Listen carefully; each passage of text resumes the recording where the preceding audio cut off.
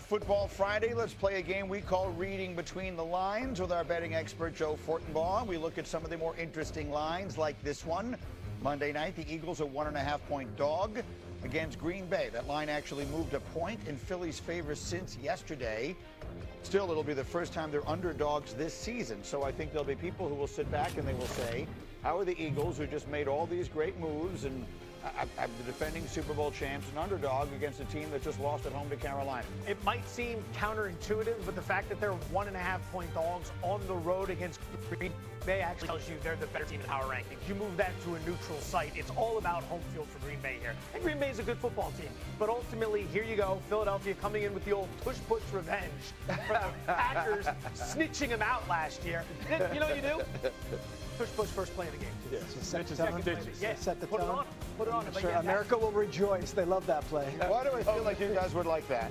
I would love that, actually. Because I think anything petty is good. Yes. Right? So if you show up to the game and you do it the first two plays, or you do it, like if you got 2nd and 2, you do it on 2nd down and 3rd down, and if you don't get it, you do it on 4th down. It's like, hey, go back to the NFL and get us to take it out now. Well, if you enjoy petty, may I interest you in an A.J. Brown soundbite? Because that's where we're going next. The enigmatic superstar wide receiver was asked about his status for Monday night and beyond. Just listen closely to this. I'm fine. I'm good to go. Is this the place you want to be? Well, has I said anything to not be here or something like that? Yeah. What do we take away from that? That Devontae Smith knew the right answer, and A.J. Brown refused to say it. Right? He didn't have to say a lot. You could have said, yes, this is where I want to be the rest of my career, whether it's true or not, because it's where your feet are now. But he's just in this place where there's this touch of defiance, right? There's this part of him that just won't do the right thing. There is an unhappiness that seems to underlie anything that he's asked or anything that he says, because we all know that sometimes you just toe the company line so you can get along and go win football games, and he just refused to do that. That's boring, man. Listen, he can't get right off life, man. Like, he know what he's supposed to say. That was my bald head, man. Yeah. I don't know what's wrong. Something wrong with his head or something. He just can't get right. Listen, he know what he's supposed to say, but at this point, I think he's just trolling us. Yeah. Right? And he doesn't want to give the reporters what they want. So he's giving them juice. He's giving them controversy. He's giving them uncertainty. He wants to be there. Where else would he want to be? He's won a Super Bowl. He's got paid the bag. It's nothing for him to be upset about other than reading a book on the side. I remember I was covering the Super Bowl in 2012, so that dates me a little bit, but Marshawn wasn't talking, and Michael Robinson, his fullback, would say, all questions come to me, and it became almost like a comedy act, like we're having fun with this. But Marshawn didn't want to speak to the media. Right. A.J. Brown does not want to speak to the media right now. He's seen his name being dragged in the mud a million times away. I don't even want to pay attention to this, but I will do it because I have to. To that point, being at his locker, asking him that question, it's like, all right, well, this is what's going to happen if you're going to tweet after the game. Well, you guys are players, and so I'm just curious. I've had it suggested here that the Eagles are a team that kind of thrive on the drama. Yes. That there are some teams that are broken apart by the drama. It takes them apart. It becomes the dreaded quote-unquote distraction, and that some teams kind of thrive on a little bit of this. I'm not sure if Us anxiety against the world. is the right word. Us against the world. It's like we love the hate. We thrive off the hate. We make up things to be upset about. We create that stuff. But isn't he the one who's upset? But this ain't even nothing to be upset about. Like, this isn't the world being upset with the Philadelphia Eagles. This isn't the world creating some narrative that doesn't exist. This is him. Right. And I like A.J. Brown. I think he's mature. I think he has great awareness. And because I believe those things, I know that he knows exactly what's going on. And it's not one of those things where they have to galvanize the team around A.J. so they can go win football games. Right. They have a quarterback that would thrive in anything because he never changes. He never gets too high, he never gets too low. And you got a coach in Nick Sirianni, and I'm sure y'all could speak to this, that can flat out coach, and we never talk about how good he is. And so to me, the Philadelphia Eagles don't need distractions to be good. They need everybody to understand what that playbook says and execute.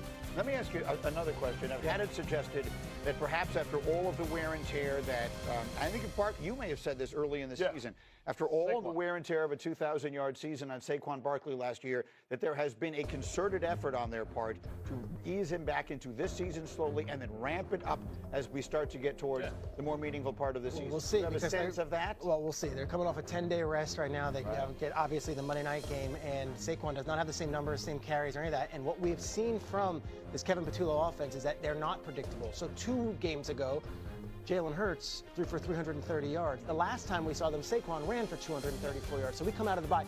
We don't know what they are, and I would imagine Saquon healthy, going to play, is going to get a lot more love in the offense. The best thing that could have happened for Philadelphia is the rest of the division failing to show up this year. Because now they have time to sit there and figure these things out. Maybe we want to go to AJ. Maybe we don't. Maybe we want to rest Saquon. Doesn't matter. Washington's not pushing him. Dallas isn't pushing him. The Giants aren't pushing him. They're in the driver's seat, and they're comfortable right now. All I'm saying is this, Rico Dowdle, right? If you watch that film last week of the Green Bay Packers and you say to yourself, how do I neutralize Micah Parsons? Run the football. How do we keep this offense off the field? Run the football. And if you have to start stacking that box to stop Saquon Barkley, Jalen Hurts has shown you over the last few weeks he can absolutely carve you up. Well, I want you guys on Monday nights, and before you do the Himmies, Scott Van Pelt every once in a while has to, quote, save the graphic.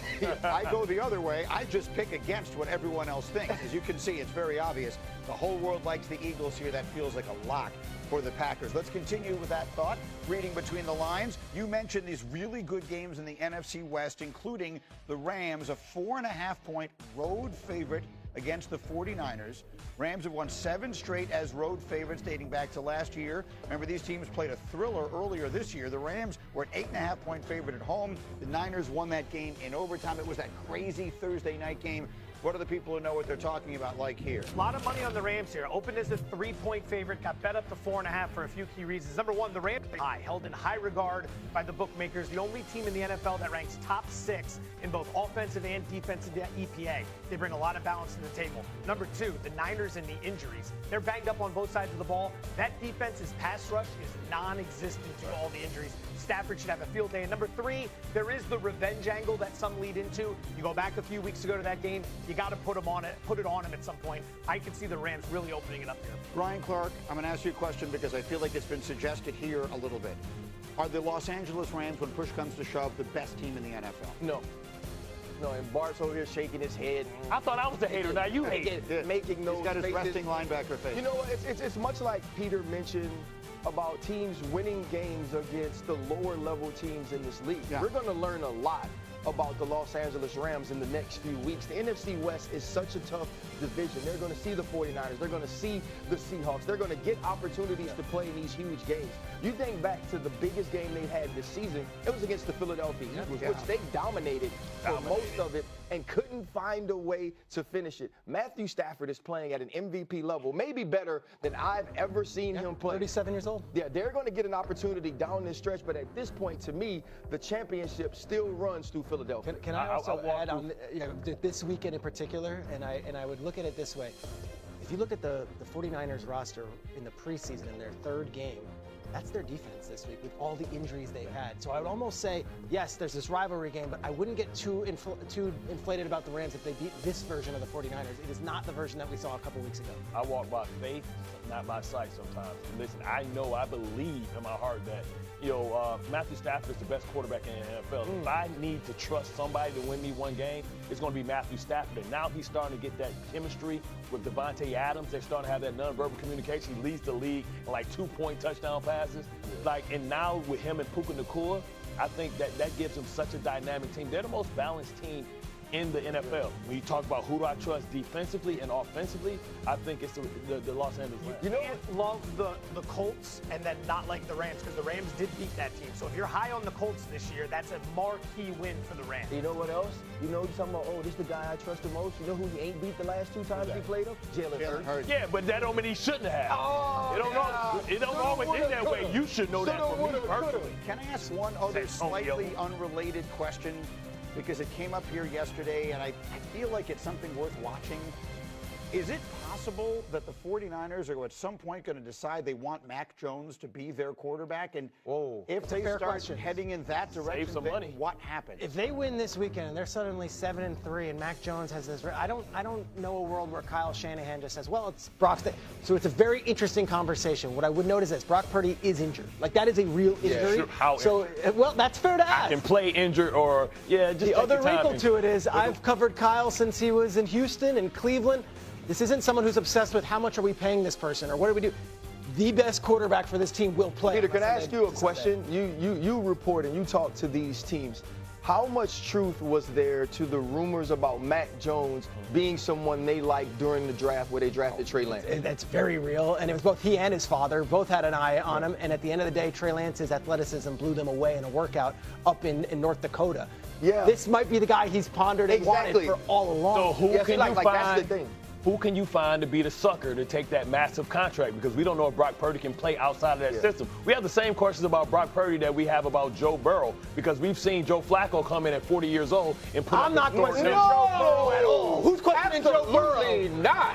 No. Joe Burrow was the first overall pick. What I'm saying is we see a 40-year-old former Raven putting up same numbers, and Joe Burrow is worth like $200 more million. Hey, you feel all this? All that hate in your heart? That's because he didn't play like that when he played us in the playoffs. Guess what? That's the problem. Guess what? It's the ice box where my heart used to be. Okay, Marion. All right.